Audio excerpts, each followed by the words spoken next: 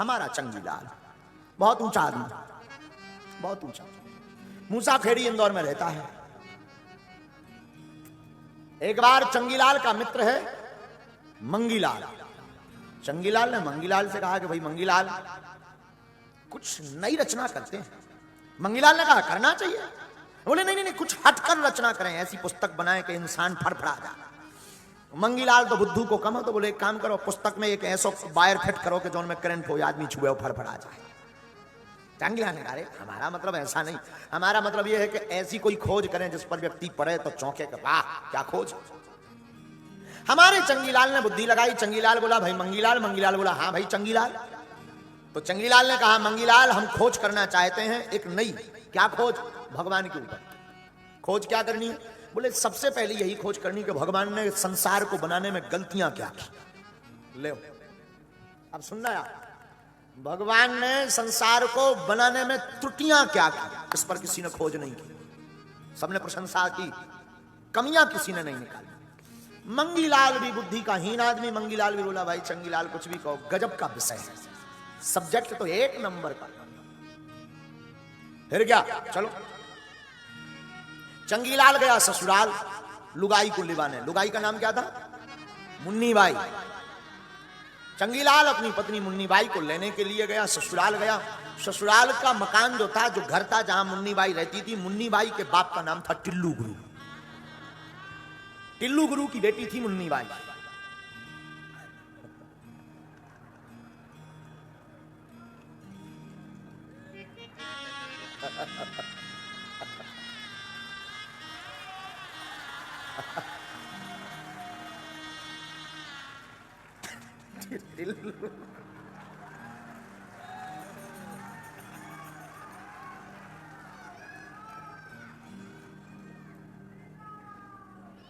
मुन्नी बाई के बाप का नाम टिल्लू गुरु। टिल्लू गुरु जिस मकान में रहता था, चंगीलाल गया तो वहां पर अब देखो भगवान की कमियां खोजने का सब्जेक्ट लिया है चंगीलाल ने कि कमियां क्या क्या की, उसकी पड़ताल की जाए। और चंगीलाल देखता है कि मकान के ऊपर एक पतली पतली पतली लंबी सी बॉल है, उसमें कुम्हड़ा लगे। कुम्हड़ा, कुम्हड़ा को क्या बोलते हैं इंदौर में? कद्दू। दद्दू? आप कद्दू ना, बराबर ना। हमें कोई सुनाई दिया दद्दू, हमने कहा इंदौर में दद्दू, हमारे बुंदेलखंड में दद्दू कहते हैं अपने बाप को। तो एक लंबी सी पतली पतली पतली पतली बॉल थी जो मुन्नी बाई के बाप टिल्लू गुरु के मकान के ऊपर चढ़ी हुई थी। मकान पर, टिल्लू गुरु पर नहीं, मकान पर लंबी पतली, उसमें लगे थे कद्दू। चंगीलाल ने अपने मित्र मंगीलाल से कहा मंगीलाल जी भैया बोल। मित्र, गलती नंबर 1 लिखो, भगवान की गलती नंबर 1। भगवान ने पहली गलती की, बिचारी कितनी पतली सी बॉल, इतना बड़ा मोटा बजनी कद्दू लगा दिया। गलती नंबर 1, कम से कम साइज तो देखते, मोटी बॉल कम से कम हाथ बराबर मोटी तो हो, इतनी पतली बिचारी उंगलियां बराबर, भारी भारी 20-20 किलो का कद्दू लगाया। गलती नंबर 1। मंगीलाल ने लिखा गलती नंबर 1, किताब छपनी थी। चंगीलाल अपनी पत्नी मुन्नी बाई को लेने गया था। टिल्लू गुरु से कहा कि हमें जाना है, ससुर जी विदा करो। चंगीलाल के ससुर टिल्लू गुरु ने पत्नी की विदा, बेटी की विदा कर दी। चंगीलाल की पत्नी को भेज दिया। चंगीलाल घर पर लेकर के आया, मंगीलाल से कहता है चलो बाग में घूमने चलते हैं। बाग था आम का। आम के बाग में चंगीलाल को नींद आने लगती है तो चंगीलाल थोड़ा सा आम के पेड़ की छांव में लेट जाता है। तब तक उसकी नजर आम में लगी हुई छोटे छोटे आम के फल अमियां, उन पर नजर गई। उठ के बैठा चंगीलाल, बोले रुको बाद में सोएंगे। मंगीलाल हाँ लिखो भगवान की गलती नंबर 2। क्या गलती है? इतना भारी पेड़, इतनी हल्की हल्की छोटी छोटी अमियां।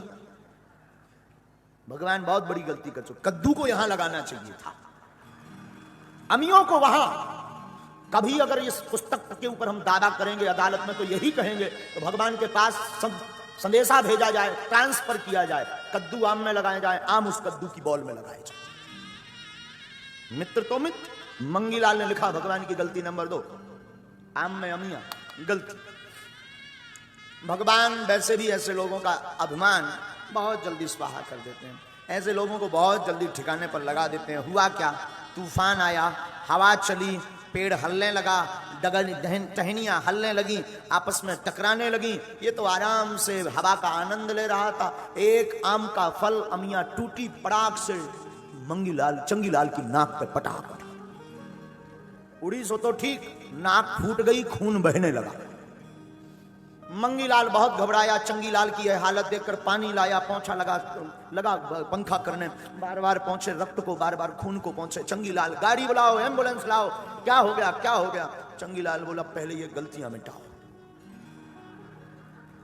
क्यों? भगवान की बड़ी कृपा है, कद्दू की बॉल में कद्दू लगाया, आम में अमियां छोटी जरूर लगाई। काश यहां आज कद्दू होता तो तेल भी हो जाती।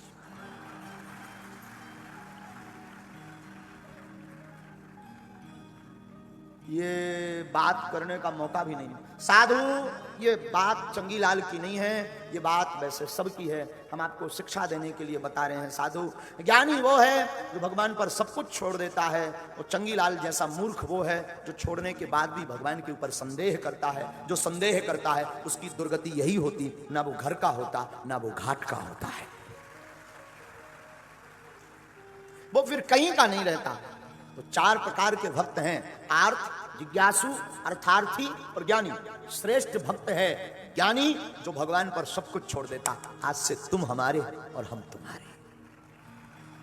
राम कथा सुनकर के भी इंदौर वाले पागलों, तुमने जीवन में राम कथा सुनी, और राम कथा सुनकर के भगवान राम के ऊपर और श्री अनंत बलवंत हनुमंत लाल जी के ऊपर अपना जीवन नहीं छोड़ा, तो तुम्हारी कथा सुनना व्यर्थ गई, मिथ्या गई, समय गवाना हुआ। जिस दिन ये भाव प्रकट हो जाए कि बस आज से तुम हमारे, हम तुम्हारे, समझना तुम्हें कथा समझ में आ गई। समझना तुम्हारे जीवन में राम कथा उतर गई। समझना राम कथा ने चमत्कार कर दिया।